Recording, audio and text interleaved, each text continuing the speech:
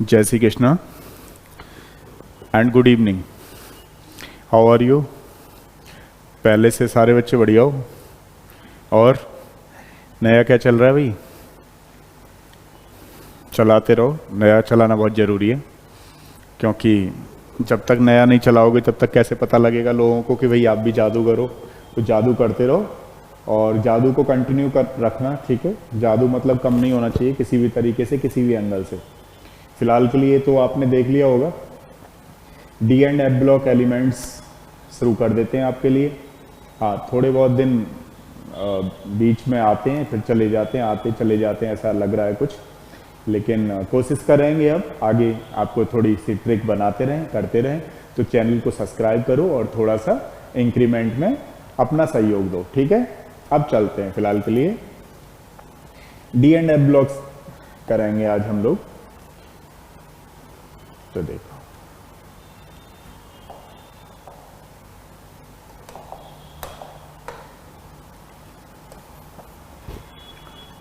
D and F block elements. तो देखो, सबसे पहले मैं आपको बता देता हूं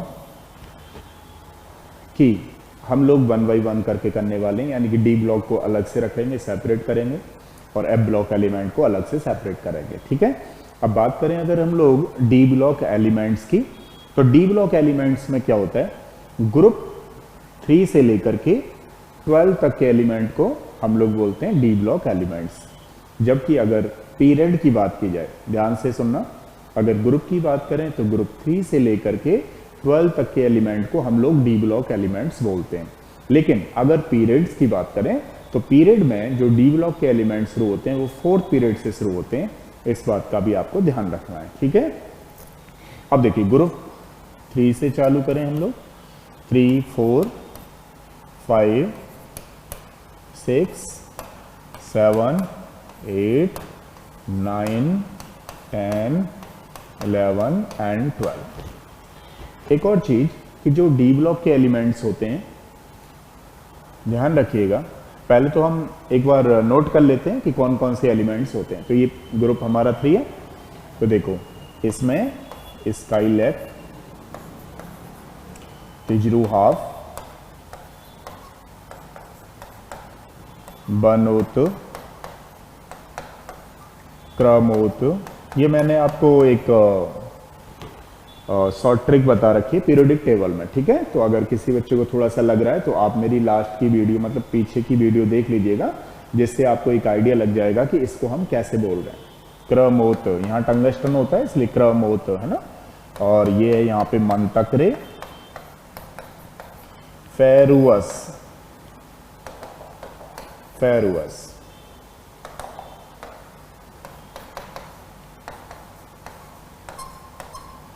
यहाँ पे हमारे पास कौन रहे, इरफान के पास, निकल पढ़ ले नहीं तो पिटेगा, कप अगेन विन ऑस्ट्रेलिया, जिन्न कूदा मरकरी में, ठीक है? इस बात का आपको ध्यान रखना। अगर हम लोग बात करें यहाँ पे, तो ये हमारे पास कितनी सीरीज हो गई? 3। ये 3D सीरीज के एलिमेंट हैं, ये 4D के हैं, ये 5D के हैं, एक 6D और होती है, आपको ध्यान है ना, एक्टिनियम से होती है, तो वो 6D है। लेकिन फिलहाल के लिए जो मेन है, मैं आपको और आगे डिटेल में बताने वाला हूँ, हमारे पास 3 हैं। कौन सी? 3D, 4D and 5D and 6D, उन्हें को 4 ट्रांजिशन सीरीज होती हैं।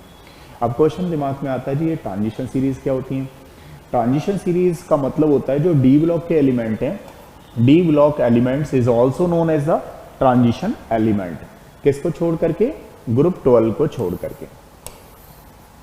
दोबारा से सुनिएगा, D block element is also known as the transition element except group 12। Reason इसके 2 हैं। अगर हम बात करें कि इनको क्यों बोलते हैं, because they transit between S and P block elements, इसलिए हम ट्रांजिशन एलिमेंट बोलते हैं। लेकिन इसकी अगर एप्रोप्रिएट डेफिनेशन देखी जाए तो एप्रोप्रिएट डेफिनेशन ये बोलती है कि ऐसे एलिमेंट जिनके पेनल्टीमेट सेल अब यहाँ पे एक केमिस्ट्री का टिपिकल वर्ड यूज किया गया है, पेनल्टीमेट सेल। अब ये पेनल्टीमेट सेल क्या होता है? पेनल्टीमेट सेल का मतलब होता है इनर सेल, अंदर वाले सेल। ऐसे एलिमेंट जिनके इनर सेल इनकम्प्लीटली फिल्ड होते हैं उनको हम लोग ट्रांजिशन एलिमेंट के नाम से जानते हैं। इनर सेल मतलब पेनल्टीमेट सेल। ठीक है यहां तक? अब देखो, ये हमारे पास 4 ट्रांजिशन सीरीज हो गई, लेकिन इसमें भी मेन है हमारे पास 3D कहां से शुरू हो रही है? स्कैंडियम 21 से जिंक 30 तक।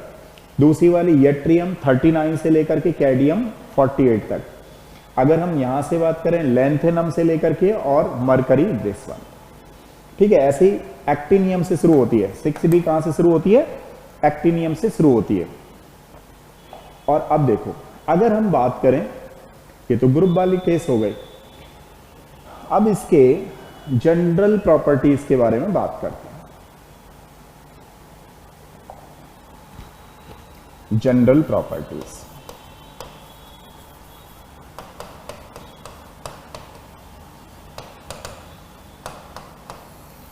नंबर 1 है हमारा जनरल इलेक्ट्रॉनिक कॉन्फ़िगरेशन क्या होगा? डी ब्लॉक के एलिमेंट का जनरल इलेक्ट्रॉनिक कॉन्फ़िगरेशन क्या होगा?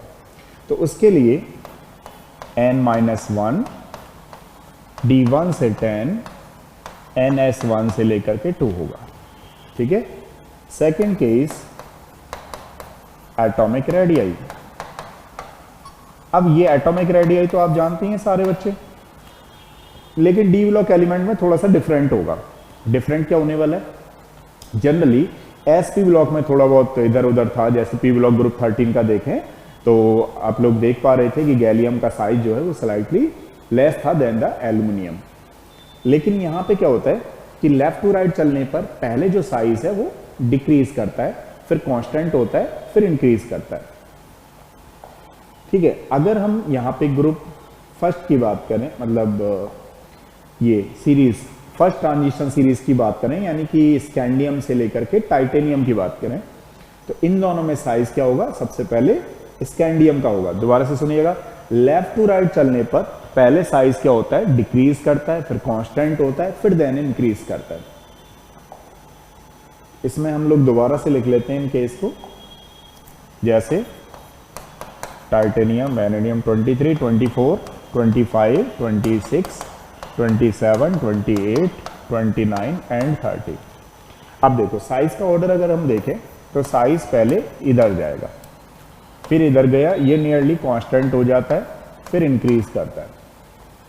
अब बात कर लेते हैं, ये कोवलेंट रेडियाई है, इस बात का आपको ध्यान रखना है। This is the covalent radii. मान लीजिए आपके एग्जाम में मेटेलिक रेडियाई का ऑर्डर आ जाए तो आपको ये ध्यान रखना होगा कि मैग्नीज से ज्यादा इसकी मेटेलिक रेडियाई ज्यादा होती है। रीजन बीइंग क्योंकि इसमें ज्यादा नंबर ऑफ अनपेयर्ड इलेक्ट्रॉन्स होते हैं। ठीक है, इस तरीके से, मतलब अनपेयर्ड इलेक्ट्रॉन्स तो इसमें होते हैं 6 बेसिकली, लेकिन इसमें 5 अनपेयर्ड इलेक्ट्रॉन होने की वजह से जो मेटेलिक नेचर होता है वो मैग्नीज का ज्यादा हो जाता है, जिसकी वजह से मैग्नीज का अगर क्वेश्चन इंडिविजुअली मेटेलिक को लेकर के आ गया, ध्यान रखना, अगर रेडियाई आ रहा है तो सीधा सीधा लगाइए, ज्यादा कंफ्यूज होने की जरूरत नहीं है। लेकिन मान लीजिए अगर मेटेलिक आ गया तो ये वाला ऑर्डर फॉलो करेंगे, ऑलवेज रिमेंबर। अब थोड़ा बात करते हैं कि भाई अगर इसमें और इसमें देख लिया जाए साइज में, तो देखो यहां तक मैग्नीज तक की ज्यादा है, उसके बाद जिंक को लेना है, कॉपर को लेना है। ठीक है। अब जिन बच्चों को लगे कि सर ये ऐसा क्यों हो रहा है तो उनके लिए मैं बता दूं, हमने पीरियोडिक टेबल में Z star, effective nuclear charge वगैरह पढ़ रखा है, आप अगर उसको देखोगे तो आपको समझ में आ जाएगा। यानी रेडियाई जो है वो इफेक्टिव न्यूक्लियर चार्ज के इनवर्सली प्रोपोर्शनल होती है। तो अगर मैं कहूं यहां से लेफ्ट टू राइट चलने पर इफेक्टिव न्यूक्लियर चार्ज क्या हो जा रहा है? तो डिक्रीज कर रहा है। अगर यहाँ इंक्रीज कर रहा है, जैसे जैसे इंक्रीज करेगा effective nuclear charge Z star, तो वहां पर साइज का ऑर्डर क्या होगा? डिक्रीज करेगा। यानी दोनों में कैसा रिलेशन है? Inversely proportional. ठीक है। अब देखो दूसरा वाला लेते हैं, यानी थर्ड वाला लेते हैं हम लोग। सबसे पहले 15 और 16 नियर बाई प्रॉपर्टीज हैं, उनको देखेंगे, फिर आगे कंपाउंड करने वाले हैं। ठीक है। अब देखो एक चीज और रह गई इसमें, मान लीजिए मैं आपसे पूछूं कि ये साइज का यहां ऑर्डर क्या होगा, थोड़ा सा और समझना जरूरी है क्योंकि अभी साइज में चल रहे हैं, थोड़ा रह गया। तो डाउन दी ग्रुप चलने पर एटॉमिक रेडियाई जो है वो इंक्रीज करती हैं। तो सबसे ज्यादा किसका हुआ, इन दोनों का सेम होता है, ध्यान रखना, ऐसे करके ऑर्डर होता है। रेडियाई डाउन दी ग्रुप चलने पर इंक्रीज करती है, तो यहां तक तो ये सीधा सीधा जैसे है वैसे ऑर्डर होता है। लेकिन देखो यहां से हो जाता है लेंथेनॉइड कॉन्ट्रैक्शन। अब कुछ बच्चे कहेंगे सर ये लेंथेनॉइड कॉन्ट्रैक्शन क्या होता है, तो देखो हम ये टॉपिक नेक्स्ट में पढ़ेंगे। अगर नेक्स्ट टू नेक्स्ट जब भी इसका आएगा लेंथेनॉइड कॉन्ट्रैक्शन वगैरह, मैं आपको वहां पे समझाऊंगा। तो ड्यू टू लेंथेनॉइड कॉन्ट्रैक्शन इन दोनों का साइज इक्वल हो जाता है, फिर ये ऐसे होता है। ठीक है, इस बात का भी आपको ध्यान रखना है। इसका तो ऐसे ही होता है एज इट इज, लेकिन जैसे ही हम लेंथेनॉइड से आगे वाले एलिमेंट की अगर बात करें, इन दोनों का साइज इक्वल हो जाएगा, फिर ऐसे चलेगा। तो यानी हॉफनियम जिरकोनियम का जो साइज है, एटॉमिक रेडियाई है, वो नियरली इक्वल है, फिर इस तरीके से चलेगा ड्यू टू लेंथेनॉइड कॉन्ट्रैक्शन। जैसा मैंने अभी आपको बताया कि लेंथेनॉइड कॉन्ट्रैक्शन हम लोग को जो नेक्स्ट क्लास होगी उसमें सीखेंगे। ठीक है, फर्स्ट कौन सा हो गया, जनरल इलेक्ट्रॉनिक कॉन्फ़िगरेशन। सेकंड वाला कौन सा हो गया, एटॉमिक रेडियाई। थर्ड वाले की बात कर लेते हैं हम लोग,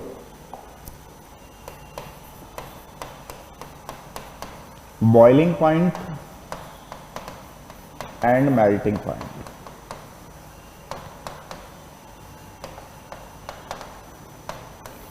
अब देखो बॉइलिंग पॉइंट और मेल्टिंग पॉइंट की अगर हम बात करें तो इसमें आपको एक बेसिक कॉन्सेप्ट समझा रहा हूं पूरी केमिस्ट्री में, थोड़ा सा ध्यान दीजिएगा। अगर हम बात करें कि पूरी पीरियोडिक टेबल 4 ब्लॉकों में डिवाइड है, S block, P block, D block and F block, यानी कितने ग्रुप ब्लॉक हैं यहाँ पे, 4, एस पी डी एफ। अब हमें अलग अलग बॉइलिंग पॉइंट मेल्टिंग पॉइंट देखना है। तो अगर एस ब्लॉक एलिमेंट में देख रहे हैं तो उसको हम लैटिस से कनेक्ट करते हैं, यानी कि उसके साइज से कनेक्ट करते हैं। डाउन दी ग्रुप चलने पर एटॉमिक रेडियाई जो है वो डिक्रीज करती है। एस ब्लॉक में ध्यान दीजिएगा, group first, group second, group 13, group 14। P block के एलिमेंट 2, जबकि एस ब्लॉक के एलिमेंट 2। तो यानी ग्रुप फर्स्ट, सेकंड, 13, 14 के जो एलिमेंट्स हैं वो उनको हम कनेक्ट करते हैं उनके साइज से, उनके लैटिस से। तो डाउन दी ग्रुप चलने पे क्या होगा, उनका साइज जो है वो डिक्रीज करता है, सॉरी इंक्रीज करता है। अब इंक्रीज करता है एटॉमिक रेडियाई, तो बॉइलिंग पॉइंट, मेल्टिंग पॉइंट क्या करेंगे, उनके डिक्रीज करेंगे। दोबारा से समझिएगा, हम एस ब्लॉक के एलिमेंट और पी ब्लॉक के एलिमेंट को ऐसे जोड़ते हैं, यानी ग्रुप फर्स्ट, सेकंड, 13, 14 में बॉइलिंग पॉइंट, मेल्टिंग पॉइंट को साइज से जोड़ा गया है। तो जैसे जैसे साइज इंक्रीज होगा डाउन दी ग्रुप चलने पर, boiling point, melting point decrease होंगे। ठीक है, लेकिन सेकंड ग्रुप में फिर भी ऐसा अक्सर न ध्यान रखना है इस बात का, लेकिन एक नॉर्मल डिस्कशन यहां चल रहा है। अब बात कर लेते हैं ग्रुप 15, 16, 17, 18। पी ब्लॉक के एलिमेंट ग्रुप 15, 16, 17, 18 में क्या होता है कि डाउन दी ग्रुप चलने पर वॉन्डर वाल फोर्स ऑफ अट्रैक्शन बढ़ते हैं। वॉन्डर वाल फोर्स ऑफ अट्रैक्शन बढ़ने की वजह से क्या होता है कि उनका इंटरेक्शन बढ़ता है। इंटरेक्शन को हटाने के लिए हमें ज्यादा हीट की रिक्वायरमेंट होती है। जब हमें ज्यादा हीट की रिक्वायरमेंट होती है तो बॉइलिंग पॉइंट, मेल्टिंग पॉइंट क्या हो जाते हैं, इंक्रीज हो जाते हैं। ठीक है, तो यहां पे आपको क्या ध्यान रखना है, पी ब्लॉक के एलिमेंट ग्रुप 15, 16, 17, 18 में डाउन दी ग्रुप चलने पर boiling point, melting point increase करते हैं। ठीक है, अब बात करते हैं D and F block elements की। डी एंड एफ ब्लॉक के एलिमेंट्स जो बॉइलिंग पॉइंट, मेल्टिंग पॉइंट होते हैं, इनके नंबर ऑफ अनपेयर्ड इलेक्ट्रॉन्स पे डिपेंड करते हैं। जितने ज्यादा नंबर ऑफ अनपेयर्ड इलेक्ट्रॉन्स होंगे उतना ही ज्यादा उनका बॉइलिंग पॉइंट और मेल्टिंग पॉइंट होगा। जितना ज्यादा अनपेयर्ड इलेक्ट्रॉन्स हैं उतना ज्यादा boiling point and melting point होगा। जैसे फॉर एग्जांपल मान लीजिए हम 3D के एलिमेंट्स को डिस्कशन करते हैं।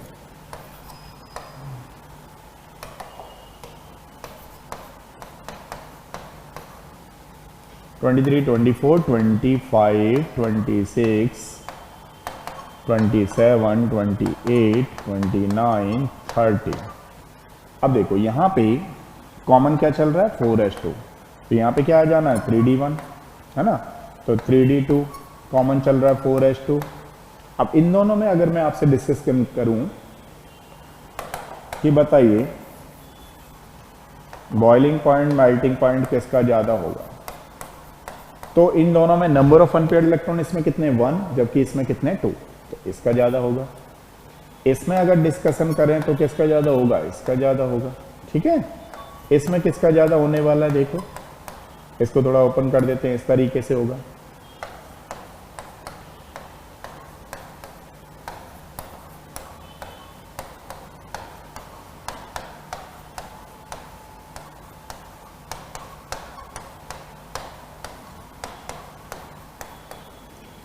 अब देखो मान लो अगर मैं आपसे पूछूं कि क्रोमियम एंड मैग्नीज में से किसका ज्यादा बॉइलिंग पॉइंट मेल्टिंग पॉइंट है, तो देखो यहाँ पे अनपेयर्ड इलेक्ट्रॉन्स कितने 6 जबकि यहाँ पे कितने ओनली 5, क्योंकि ये तो पेयर्ड है तो इसका ज्यादा होगा। ठीक है, अब इन दोनों में कंसीडर करें तो अब D6 का मतलब क्या है, देखो D6 का मतलब ये हुआ कि सबसे पहले तो 5 इलेक्ट्रॉन हमने यहाँ पे भर लिए 1 2 3 4 5 एंड एक पेयर्ड करा देना 6, तो यहाँ पे अनपेयर्ड इलेक्ट्रॉन कितने 5 जबकि यहाँ पे कितने 4, तो इसका ज्यादा हुआ। इन दोनों में कंपैरिजन की जाए मतलब यहाँ पे 7 आ गया तो अनपेयर्ड इलेक्ट्रॉन्स कितने होंगे 3, तो इन दोनों में से किसका ज्यादा हुआ, इसका, इन दोनों में से इसका। कंक्लूजन क्या निकाला आपने कि क्रोमियम तक चलने पर यानी कि स्कैंडियम से क्रोमियम तक चलने पर नंबर ऑफ अनपेयर्ड इलेक्ट्रॉन्स बढ़ते हैं। नंबर ऑफ अनपेयर्ड इलेक्ट्रॉन्स बढ़ने की वजह से बॉइलिंग पॉइंट मेल्टिंग पॉइंट भी बढ़ता है।